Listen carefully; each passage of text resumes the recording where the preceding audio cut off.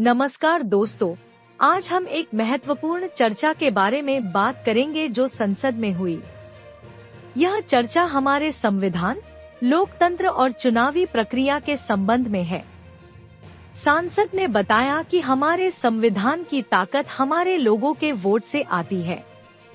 अब मैं महाराष्ट्र चुनाव के संदर्भ में कुछ जानकारियां साझा करना चाहता हूं।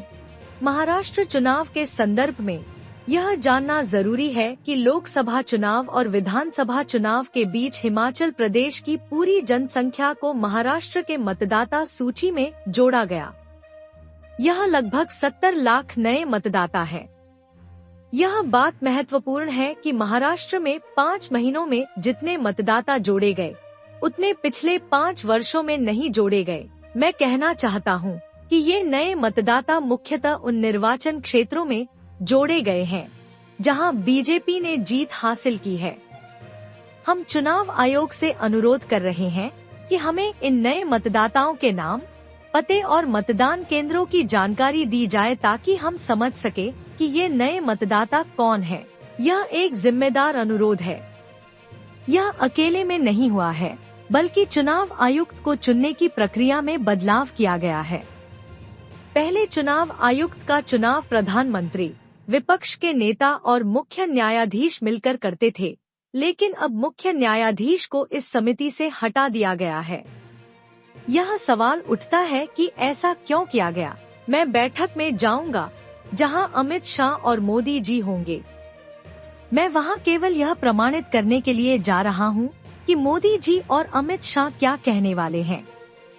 यदि मुख्य न्यायाधीश होते तो हम एक संवाद स्थापित कर सकते थे, लेकिन अब यह एक कैलकुलेटेड रणनीति लगती है। हम जानते हैं कि चुनाव की तारीखें बदली गईं और चुनाव स्थगित किए गए। यह सब तथ्य है।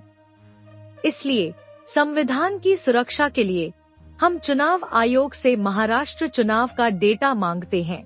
हम सभी अन्य दलों से अनुरोध करते हैं कि वे इस मुद्दे पर एकजुट हों और इस डेटा को प्राप्त करने के लिए प्रयास करें। यह हमारी लोकतांत्रिक प्रणाली को बनाए रखने के लिए आवश्यक है। मैं यह कहकर समाप्त करना चाहता हूँ कि हमें अपने अतीत से जुड़कर एक स्पष्ट दिशा के साथ आगे बढ़ना होगा।